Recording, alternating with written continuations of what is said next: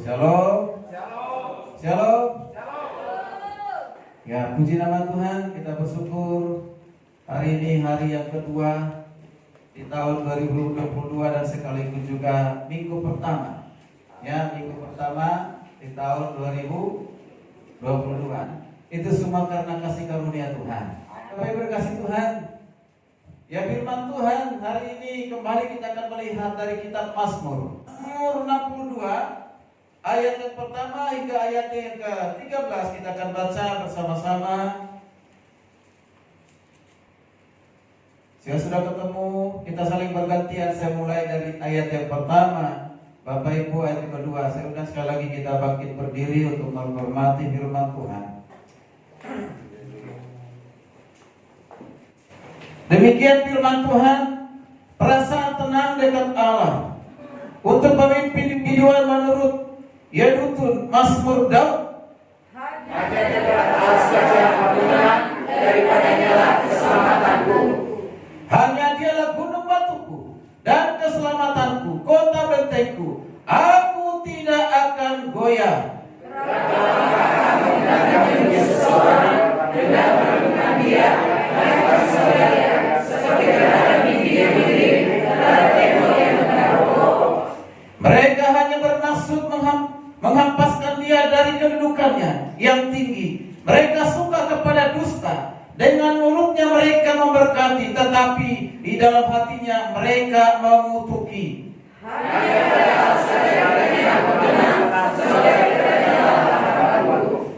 Hanya dialah gunung batuku dan keselamatanku, kota bentengku. Aku tidak akan goyah.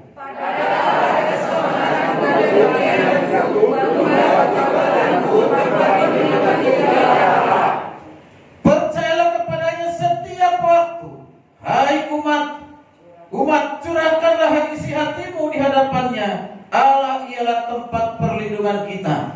hanya saja orang yang hina, susah saja orang yang mulia. Pada derajat mereka yang di atas, mereka sekalian lebih ringan daripada angin. Janganlah percaya kepada pemerasan. Janganlah menaruh harap yang sia-sia kepada perampasan. Apabila harta makin bertambah, jangan hatimu melekat padanya. Satu kaya berfirman, dua hal yang Tuhan, bahwa kuasa dari Allah kesenangan. Bersama-sama 13. Dan daripadamu juga kasih setia, ya Tuhan, sebab Engkau membalas setiap orang menurut perbuatannya. Puji Tuhan. Silakan duduk Bapak Ibu kasih Tuhan. Saya akan membaca mengulangi ayat yang kedua dan ayat yang ketujuh, karena di dua ayat ini menjadi tema firman Tuhan hari ini. Mohon diperhatikan, dikatakan di ayat yang kedua dan ketiga, hanya dekat Allah saja aku tenang, daripadanya lah keselamatanku. Ayat ketiga, hanya dialah gunung batuku dan keselamatanku, kota bentengku. Aku tidak akan goyah. Lalu di ayat yang ketujuh dikatakan demikian, hanya dialah gunung batuku dan keselamatanku, kota bentengku. Aku tidak akan goyah. Amin. Luar biasa. Saya perhatikan di Mazmur yang kita baca, Mazmur 62 ini, ada 6 kali diulang kata hanya.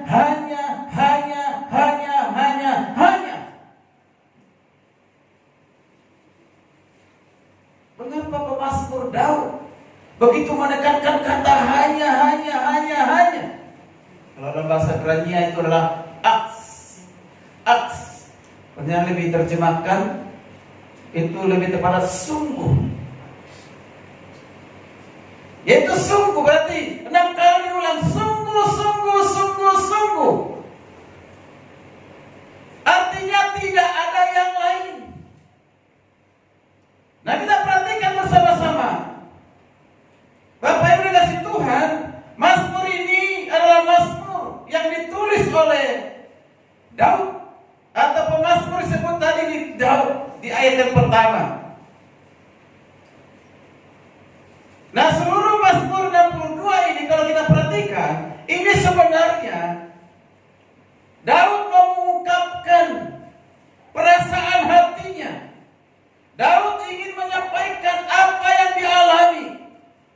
kehidupannya ketika dia mengiring Tuhan.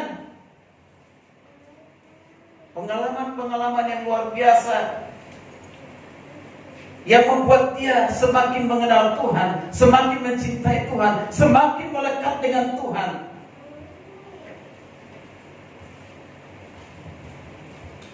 Kita harus perhatikan dulu apa yang melatar belakangi Mazmur 62 ini, sehingga ini Paulus mengungkapkan perasaan hatinya kepada Tuhan, perasaan hatinya kepada sesama, bahkan mengajak orang lain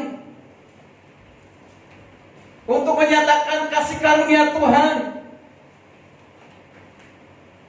Ini dilatar belakangi bagaimana Daud pada saat itu menghadapi Absalom yang adalah anaknya sendiri, yang memberontak, ingin merebut tahta Daud, ingin merebut tahta dari bapaknya. Ini seorang anak pemberontak, hendaknya menguasai tahta dari bapaknya, sampai harus bapaknya meninggalkan bait Allah, meninggalkan kebiasaan-kebiasaan yang baik dilakukan bersama dengan orang lain. Dia harus menyendiri, saudara kasih Tuhan. Dia seolah-olah ada di ruang tunggu. Kapan saya akan kembali ke rumahku? Kita perhatikan di sini. Bagaimana Paulus mengungkapkan perasaan hatinya, supaya hatinya itu tenang, supaya hatinya itu tidak goyah. Maka hari ini firman Tuhan, tema firman Tuhan adalah aku tidak goyah. Apa? Aku tidak goyah. Kalau tidak goyah berarti tenang.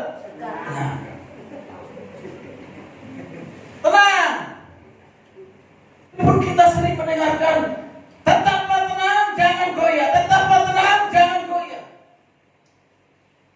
Tapi ketika saudara diperhadapkan dengan persoalan, masalah dalam kehidupan kita, berhubungan itu dengan kepentingan pribadi kita, berhubungan dengan kebutuhan kita, berhubungan dengan jiwa kita, hati kita, jujur, saudara, kita seringkali tidak tenang. Justru kita mulai kasar kusut, mulai takut, mulai khawatir, bisa mempersalahkan diri sendiri, mempersalahkan orang lain, bahkan mempersalahkan Tuhan. Sekarang kita katakan, tenang, jangan goyah.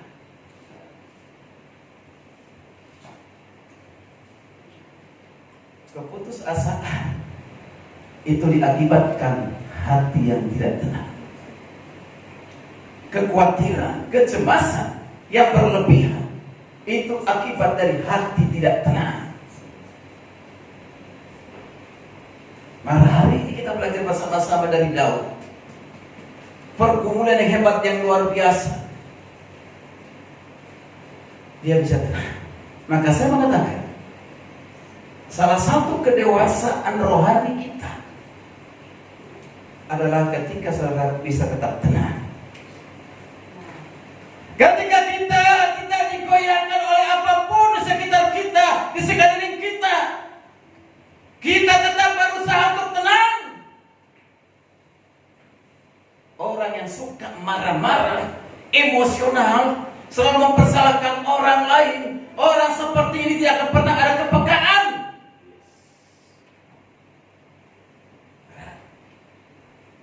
Dia akan semakin kehilangan kontrol, kehilangan damai sejahtera. Dia tidak akan pernah tenang. Itulah sebabnya hari ini kita mau belajar bersama-sama dari pemazmur Daud ini, bagaimana menjalani kehidupannya dari hari ke hari, dari minggu ke minggu, dari bulan ke bulan, bahkan dari tahun ke tahun.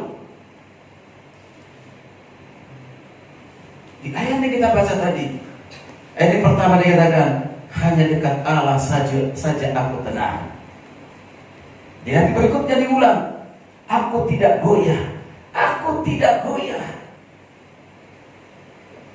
Aku tidak goyah di ayat ketiga, dan juga aku tidak goyah di ayat ke-7. Saudara perhatikan, ada perbedaan.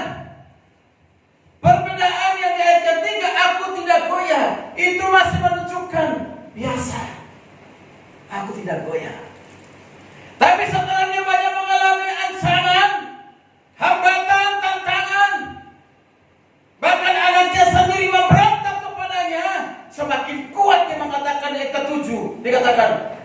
Dikatakan, aku tidak akan goyah. Dalam versi bahasa Inggrisnya berbeda, saudara kasih Tuhan. Di sini lebih daripada penegasan dari ayat ke-7 ini. Aku tidak goyah.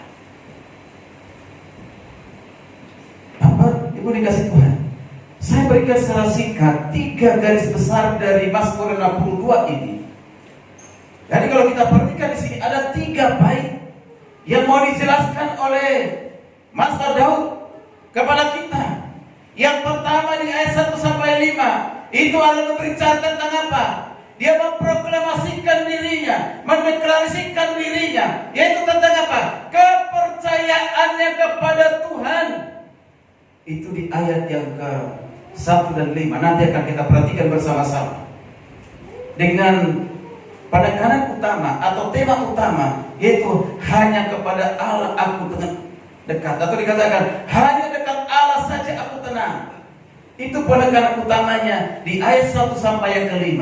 Lalu kita perhatikan di bagian kedua atau bait kedua di ayat 6 sampai 9. Ini berbicara tentang apa? Ini berbicara tentang semangat Daud. Semangat ketika mempercayakan hidupnya ke tangan Tuhan. Kalau yang pertama tadi memproklamasikan dirinya mengenal Tuhan, dekat dengan Tuhan. Lalu di sini kita perhatikan mempercayakan hidupnya ke tangan Tuhan. Itu luar biasa.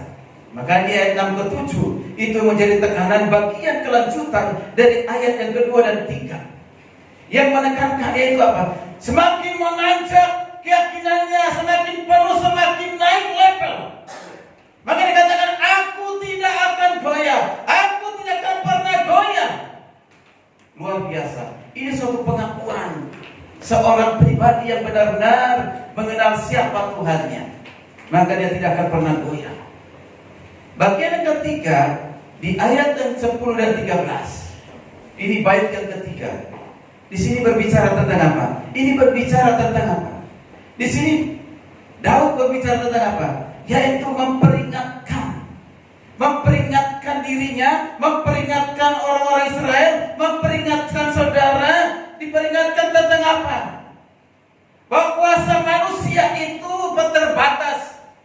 Kuasa manusia itu tidak ada artinya, kesia-siaan kalau tidak bersandar kepada Tuhan. Nah ini, dia mengungkapkan, hai engkau manusia, engkau umat Tuhan. Diperingatkan bahwa kekuatan manusia, kehebatan manusia, ini ada artinya dibandingkan dengan kekuatan Tuhan.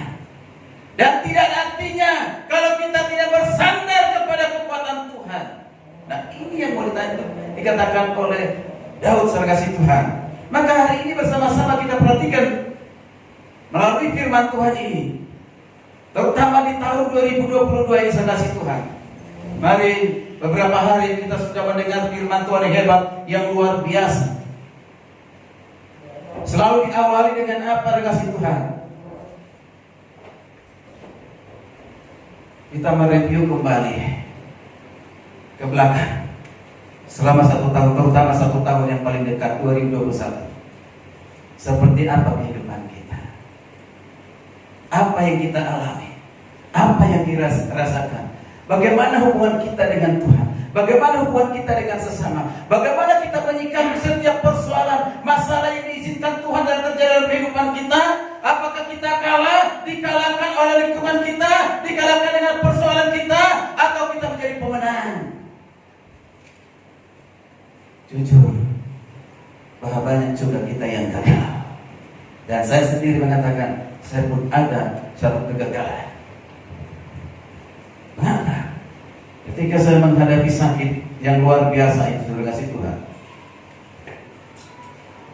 ada kata-kata yang putus asa keluar dari mulut ini.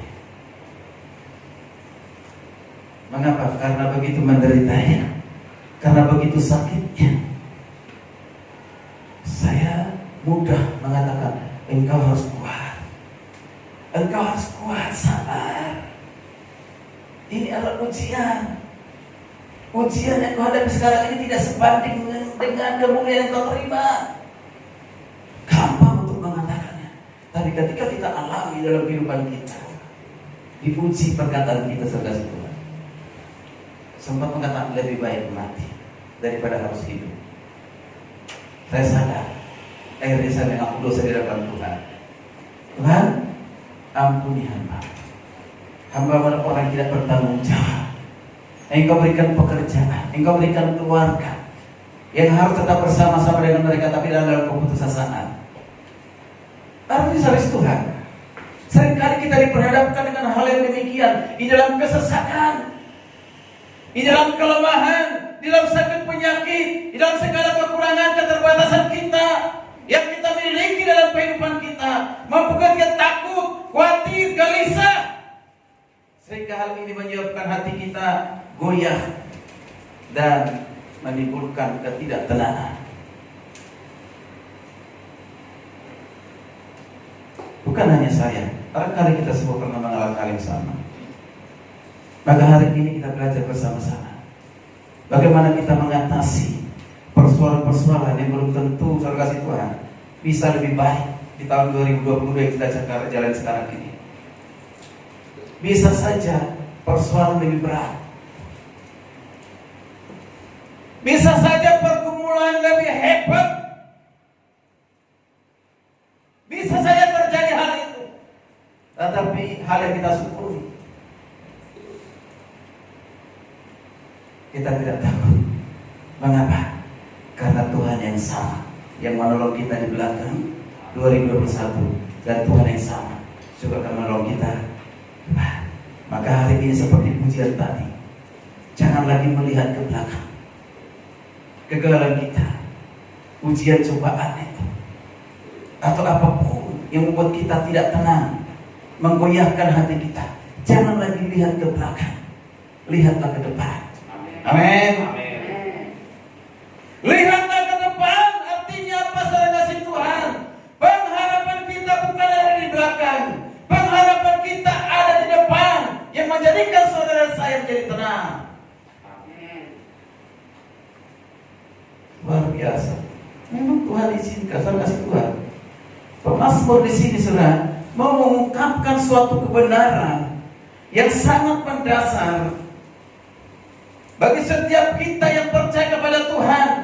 Di tengah-tengah kesulitan, di tengah-tengah kesengsaraan, di tengah-tengah di mana ada pertentangan dengan musuhnya, Daud mengatakan manusia harus berbalik kepada Tuhan yang mendapat melindungi kita, yang memberikan jaminan kepada kita, sehingga kita tidak goyah. Amin. Makanya diulang tadi kata-kata kota bentengku, gunung batuku, keselamatanku, diulang berulang-ulang saudara kasih Tuhan. Seperti Daud ini seorang yang cengeng. Kok kata-kata diulang terus, kata-kata yang sama diulang terus. Maka saya katakan Daud bukan seorang yang cengeng. Dan taat di saat ayat ini bukan pura-pura gila. Karena pada saat itu pernah Daud pura-pura gila. Daud mau menunjukkan kehebatan Tuhan. Hanya Tuhan yang dapat melepaskan dia dari segala persoalan itu. Hanya Tuhan yang memberikan pemulihan dalam kehidupannya. Hanya Tuhan yang bisa menyembuhkan sakitnya.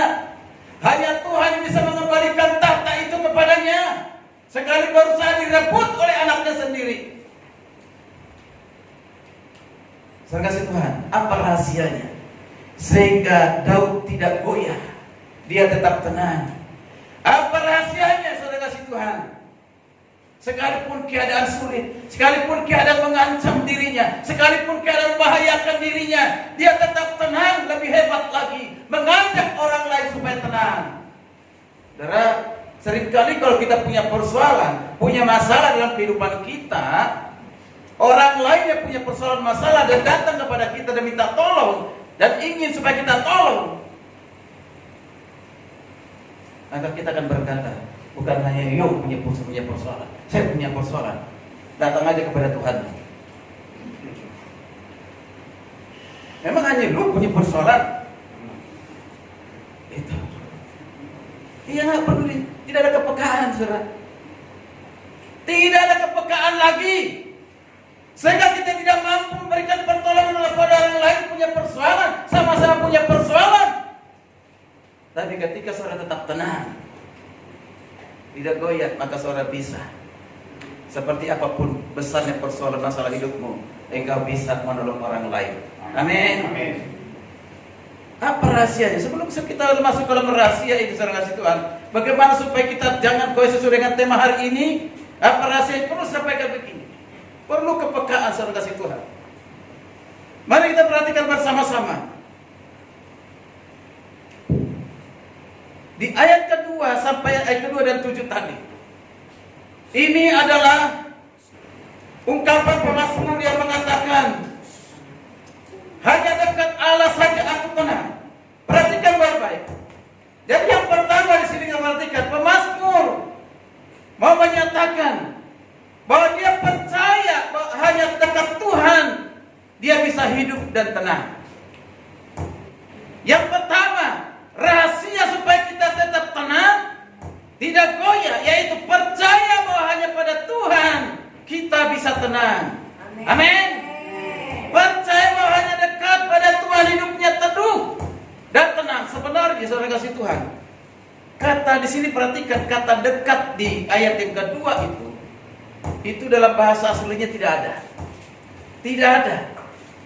Diterjemahkan lebih tepat sebenarnya ini adalah dikatakan kepada Allah atau menuju Allah.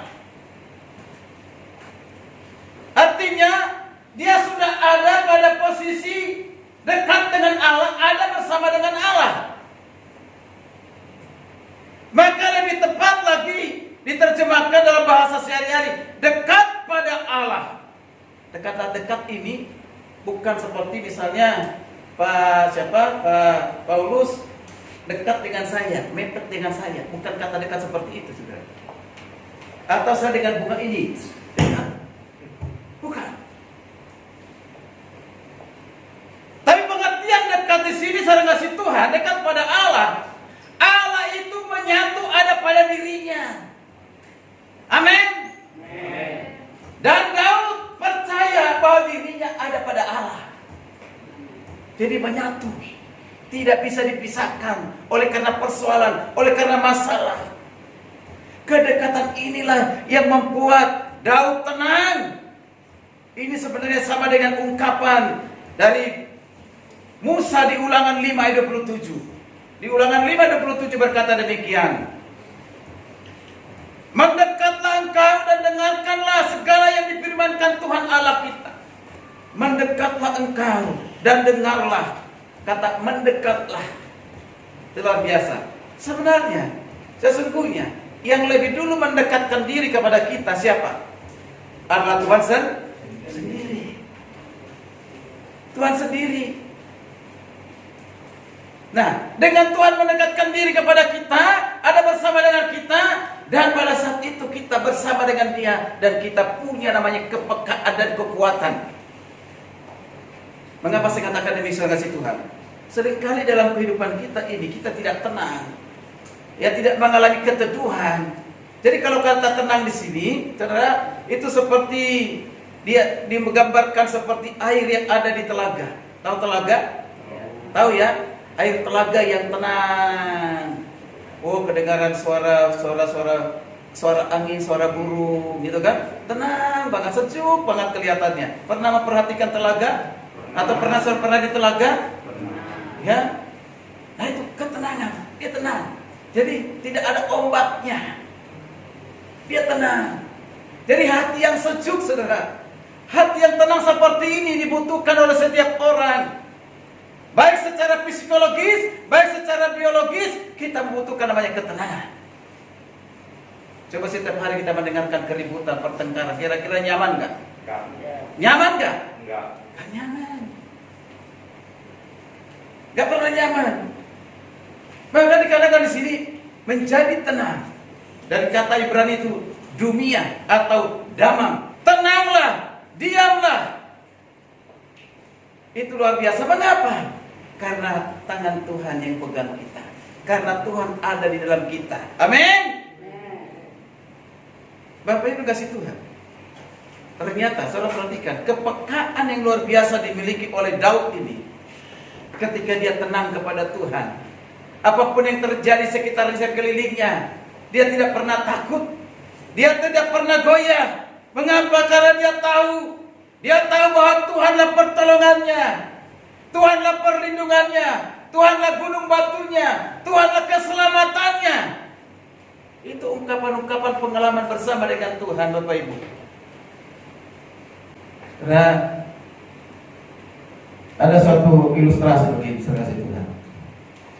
Dari ilustrasi ini menolong kita bahwa kita itu membutuhkan namanya ketenangan. Yaitu apa? Ada seorang bapak, dia punya arloji yang sedikit mahal, dan arloji itu ada detak-detaknya. Arloji, dan itu sudah dimiliki bertahun-tahun. Dia seorang pekerja kayu. Tahu pekerja kayu yang apa itu kalau bahasa itu otom? Apa itu namanya tuh? Ya, pokoknya usaha kayu lah untuk membuat lemari dan yang lain sebagainya. Ya, pada saat dia bekerja, jam tangannya jatuh, ditumpukan bekas-bekas kayu atau serbuk-serbuk kayu itu. Nah, serbuk-serbuk kayu itu jatuh di situ. Nah, namanya tumpukan itu banyak sekali. Udah ditumpuk banyak. Nah, akhirnya dia mencari jamnya. Dengan marah-marah, dia nggak ketemu di mana. Itu jam mahal, itu jam sudah sekian lama, itu jam mahal, harus ketemu, harus dicari. Lalu anak buahnya disuruh untuk mencari. Mereka mencari, tidak ketemu. Tidak ketemu, akhirnya mereka tenang. Udah mereka beristirahat. Besok lagi dilanjutkan. Tapi ada anak kecil. Anak kecil ini datang duduk. Dia katakan tadi saya lihat lagi mencari-cari sesuatu. Iya. Dia tenang. Dia tenangkan hatinya. Dia tenangkan. Dia dengarkan telinganya. Dia dengar ada bunyi yang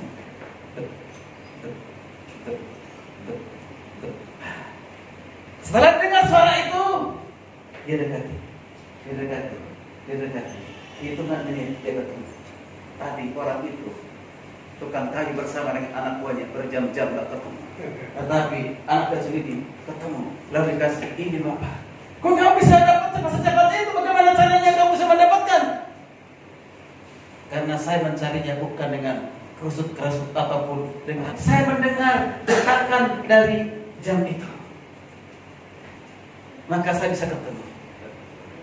Dari kasih Tuhan, ini gambar yang menunjukkan kepada kita, ketika saudara sudah mulai tidak tenang, kerasa-kerus dan yang lain sebagainya, marah-marah, emosi dan yang lain sebagainya, maka saudara tidak akan punya kepekaan untuk mendengar suara Tuhan. Tidak akan pernah ada kepekaan untuk mendengarkan suara orang lain. Dan saya sering dinasihati oleh istri saya, bilang kamu harus punya kepekaan. Lebih lagi punya kepekaan. Karena kalau kita nggak peka dengan istri, mengapa kita terlalu egois hanya mementingkan diri sendiri? Soalnya yang paling penting dan paling penting dari antara yang lainnya. Apa? Saya mengatakan tentang diri saya sendiri, usaha orang lain, saudara kasih Tuhan. Ya, mengapa?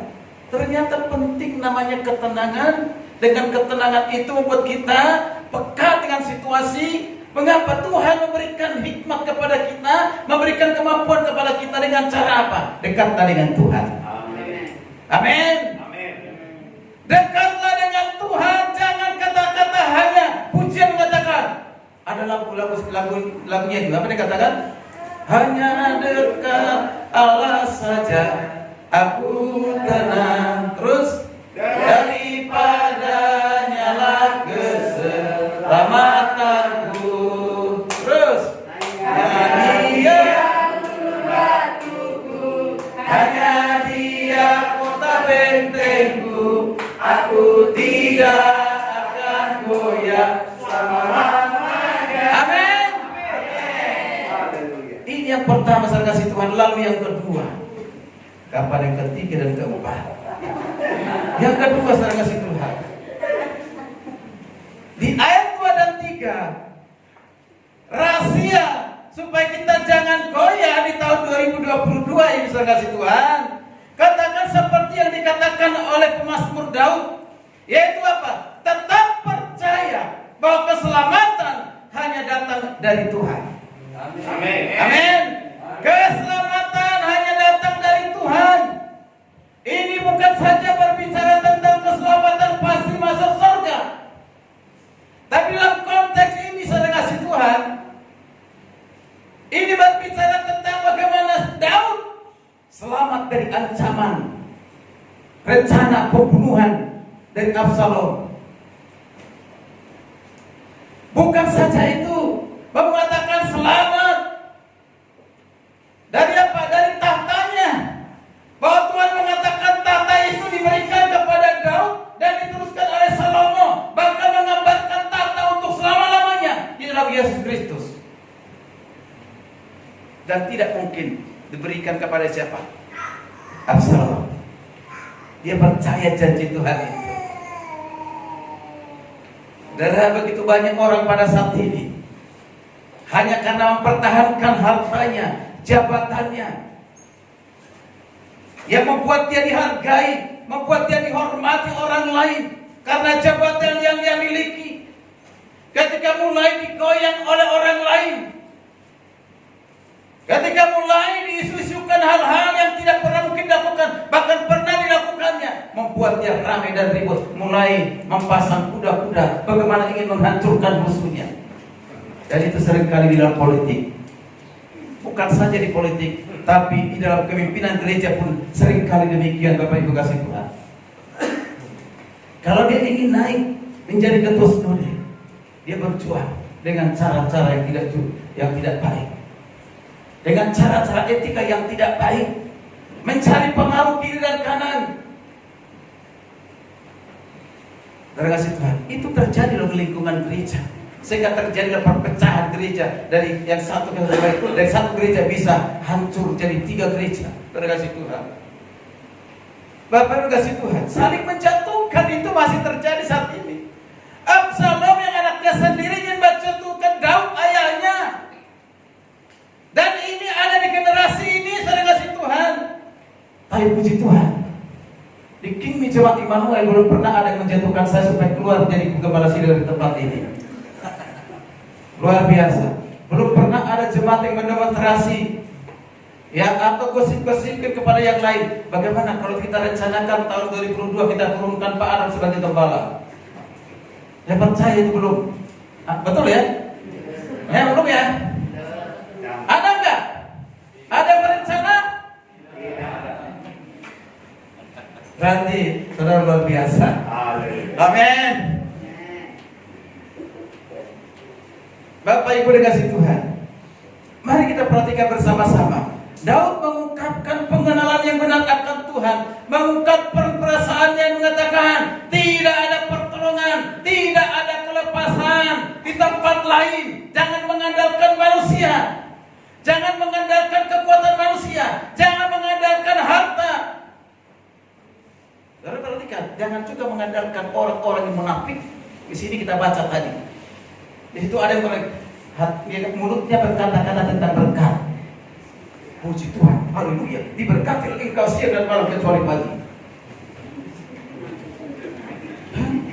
Bagaimana kau nggak pagi? Diberkatilah hidupmu dan yang lain, tapi di hatinya tidak seperti itu, saudara.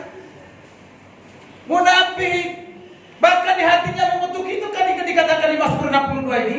Coba perhatikan, ya coba kita perhatikan. Perhatikan di sini. Di ayat yang ke berapa tadi itu? Ayat yang kelima. Coba perhatikan. Ini yang dialami oleh Daud ini. Mereka hanya bermaksud menghempaskan dia dari kedudukannya yang tinggi. Jadi Daud punya tahta yang tinggi, ingin dihempaskan, ingin diruntuhkan, ingin diturunkan. Lalu dikatakan mereka suka kepada dusta. Mereka ini pengikut Absalom. Mereka suka kepada dusta. Nah perhatikan ini. Dengan mulutnya mereka memberkati. Wow. Dengan mulutnya mereka memberkati. Tapi di mana? Saudara perhatikan di sini. Dalam hatinya mereka apa? Mengutuki. Jangan saudara mengatakan, oh Pak Daud itu hebat, tapi dalam hatimu, Pak Daud itu luar biasa. Kalau bisa cepat-cepat saya pensiun dari tempat ini. Jangan sampai kita memberkati dengan mulut kita, tapi mengutuki dalam hati kita. Pada saat kapan? Pada saat mungkin menjengkelkan, pada saat mungkin ada sesuatu yang kita harapkan kita tidak dapatkan, pada sesuatu mungkin kita kasih masukan, saran, usulan, tapi tidak diterima ataupun tidak dilakukan, maka saudara bisa mengutuki. Di tempat ini tidak ada. Amin, Ibu Ros ya? Ya. Tidak ada, terkasih Tuhan. Jadi jangan sampai ada orang-orang yang munafik. Ya. Tunjukkanlah dirimu apa adanya. Amin. Lebih baik keluar kata-kata kalau harus seperti itu yang jahat dari mulutmu, tetapi hatimu tidak. Tetapi sebenarnya tidak boleh begitu juga. Apa yang keluar dari mulut kita itu harus bersumber dari hati. Dari hati, saudara. Ini kita perhatikan di sini. Daud di sini, justru di saat dia menghadapi banyak persoalan, ancaman, bahaya dalam hidupnya, di sini dia mempasrahkan hatinya, mempasrahkan hatinya hidupnya. Dengan apa? Segenap hatinya dikatakan. Saudara perhatikan di sini. Ayat kenapa dikatakan? Saudara perhatikan di sini. Di ayat yang ke-6 itu. Hanya pada Allah saja kiranya aku tenang, dan daripadanya lah harapanku. Saudara perhatikan di sini. Hanya padanya lah harapanku, hanya dia gunung batuku, keselamatanku dan bentengku. Aku tidak goyah. Luar biasa. Kita langsung perhatikan di ayat yang ke-9. Ayat ke-9 disuruh perhatikan di sini. Percayalah kepadanya, kepada siapa? Kepada Tuhan Elohim. Jadi banyak kali digunakan kata Elohim ya, pada Tuhan. Lalu perhatikan. Percayalah kepadanya setiap waktu. Percayalah kepadanya setiap waktu. Curahkanlah isi hatimu di hadapannya. Allah itu tempat perlindungan kita. Jadi hal yang ketiga, saudara Tuhan, perhatikan baik-baik. Menurut ayat ini, saudara Tuhan, mulai dari ayat 6 sampai ayat ke-9. Mari kita percaya, menaruh harapan kita kepada Tuhan setiap waktu. Setiap waktu. Di tahun yang kita lalui, mungkin kita belum menaruh hati kita, masih setengah-setengah, mari separuh waktu. Dari mana kita bisa melihat itu, saudara kasih Tuhan? Dirimu sendiri sebenarnya, tapi orang lain hanya mengamati dari luar. Ya, karena kita ini ada hidup di lingkungan, di komunitas. Baik itu komunitas di lingkungan di mana kita tinggal, komunitas di mana kita bergereja, komunitas di mana kita bekerja. Orang akan tahu. Yang pertama dilihat dari mana? Dia tahu kita dari ucapan kita, dari perkataan kita, dari tindakan kita, dari pekerjaan kita, dari prestasi kita. Itu akan menjadi standar yang normal, yang biasa dilihat oleh orang lain, saudara kasih Tuhan. Ini penting, saudara kasih Tuhan. Maka saya katakan begini. Kalau saudara hadir di tengah-tengah komunitas itu, menunjukkan saudara orang-orang yang dapat tenang, tidak goyah, itu menunjukkan saudara punya Tuhan yang hebat. Amin. Saudara menyaksikan bahwa saudara Tuhan yang punya Tuhan yang hebat, yang luar biasa, yang mampukan pikiran kita tenang, hati kita tenang. Maka kan ditunjukkan dengan banyak hal. Orang bekerja akan disiplin kerja. Orang melayani akan sungguh-sungguh untuk melayani. Amin. Dan tidak ada kecurangan dalam hatinya, dan tidak ada kemunafikan dalam hatinya.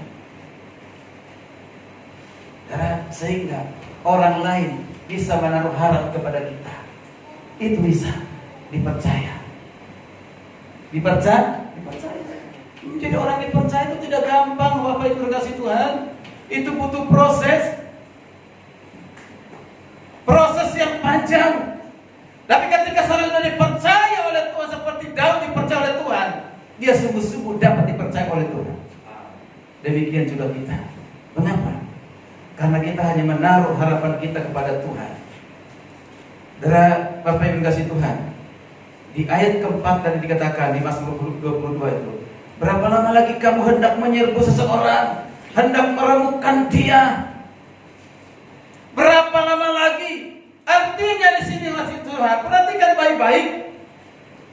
Ancaman, penderitaan, ujian yang dialami oleh Daud di sini bukan waktu yang sebentar, bukan waktu yang singkat, berarti waktu yang lama.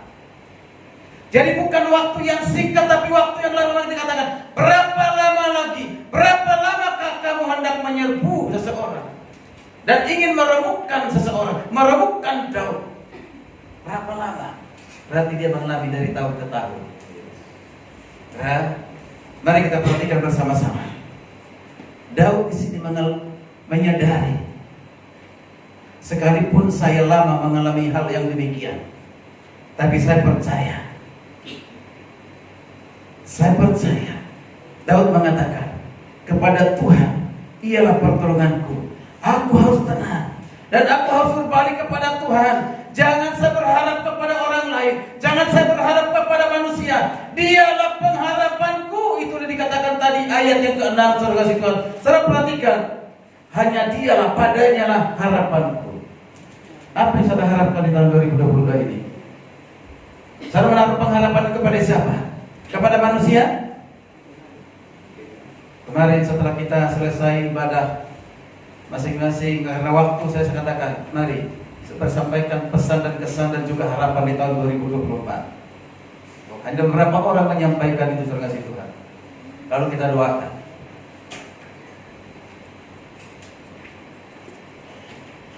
Artinya apa?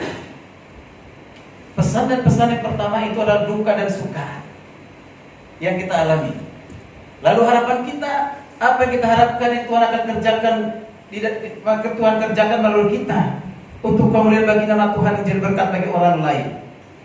Ketika harapan itu sesuai dengan kehendak Tuhan, ketika harapan itu bukan untuk kepentingan dirimu sendiri, keegoisanmu ingin menyenangkan hatimu, percayalah Tuhan pasti menepatinya. Amin. Seperti renungan hari ini di YouTube yang sebuat meraih janji Tuhan di tahun 2022. Amin. Kuncinya adalah taruhlah pengharapan kepada Tuhan. Jangan kepada suamimu, jangan kepada istrimu, jangan kepada orang lain, jangan kepada atasanmu, tetapi kepada Tuhan. Amin. Amin. Amin. Amin. Amin. Amin. Yang terakhir, di ayat 9, dia 9 tadi sudah dibaca. Jadi yang keempat, apa rahasia yang keempat? Rahasia yang keempat, percaya kepada kemurahan Tuhan setiap waktu. Amin. Dikatakan sebelum percayalah kepadanya setiap waktu. Hai umat, curahkanlah isi hatimu hadapannya. Allah ialah tempat perlindungan kita. Wow, luar biasa. Ini Daud heran, saya sangat heran, luar biasa. Dia sedang menerima ancaman, dia tahtanya ingin direbut, digoyahkan, dia ada dalam ancaman ingin dibunuh, dikejar-kejar. Dia pada saat itu ada di ruang tunggu. Harus kembali ke bait Allah, kembali ke rumahnya, tetapi dia masih ada tetap di ruang tunggu sekalipun. Harap tenang. Tetapi dalam kondisi seperti itu, dia masih mengajak orang lain, masih mengajak saudara kasih Tuhan. Di ayat 9 dikatakan tadi, sudah sangat jelas dibaca tadi. Percayalah kepadanya, percayalah kepada Tuhan. Kapan percaya? Setiap waktu, jangan saat-saat tertentu saja. Seringkali ketika kita diberkati, apa yang kita mau kita terima, puji Tuhan, haleluya. Tapi ketika kantong kosong, mulai kering, kanker kantong kering, masih bisa bahkan mengatakan puji Tuhan, haleluya? Masih bisa? Amin. Ketika saudara ditinggalkan oleh pacarmu, putus pacar, masih bisa katakan puji Tuhan, haleluya? Amin. Jangan kau katakan ke pacarmu, kaulah segalanya bagiku. Kalau kau mati, aku mati juga lah. Dunia ini bukan selebar putus satu tumbuh 1000. Percayalah kepada Tuhan, segala sesuatu yang kita butuhkan pasti Tuhan sediakan. Amin. Maka dikatakan curahkanlah isi hatimu kepada siapa? Tuhan. kepada tetanggamu. Kau gosipin.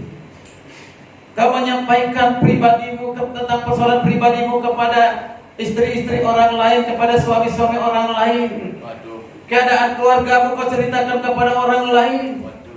Jangan curhat kepada orang seperti itu. Bukannya akan semakin lebih baik, tetapi akan semakin hancur. Kadang-kadang ibu-ibu itu kalau belanja, itu belanja sayur gerobak yang lewat itu, di situ ibu-ibu ngumpul. Hanya mengerumpi, hanya beli satu ikat kangkung aja. Satu ikat kangkung atau berapa kangkung, itu bisa ngobrol 15 menit. Entah apa yang diobrol kita nggak tahu sudah. Kalau sampai diobrolin tentang pribadi dari suaminya, rahasia dari keluarga, tidak boleh. Nanti diceritakan, ternyata, ya kan gitu. Kita nggak sadar, ini sudah menyebar kemana-mana. Stok itu di mulut kita, cukup di hati kita, dan serahkan kepada Tuhan. Curhat hanya kepada Tuhan. Amin. Seperti Daud, curhat kepada siapa? Kepada Tuhan. Amin. Amin. Curhat tidak kuat, boleh curhat kepada gembala. Boleh. Tapi kalau hal yang seperti mungkin pribadi, kalau dia perempuan, jangan curhat kepada saya. Curhatlah kepada ibu gembala. Kalau engkau laki-laki ingin curhat tentang keadaan hidup keseharian pribadi, jangan curhat juga kepada istri orang lain. Curhatlah kepada siapa? Istrimu dan juga kepada hamba Tuhan yang laki-laki. Jangan curhat kepada istri orang lain, curhatlah kepada Tuhan. Isi hatimu, bicara aja kepada Tuhan. Apapun itu, katakan saja. Mungkin kita tidak pintar berkata-kata, tidak pintar berpuisi. Tuhan tidak perlu dengan puisimu, tapi Tuhan perlu dengan apa? Isi hatimu. Ungkapkan dengan segenap hati apa yang kau alami. Haleluya.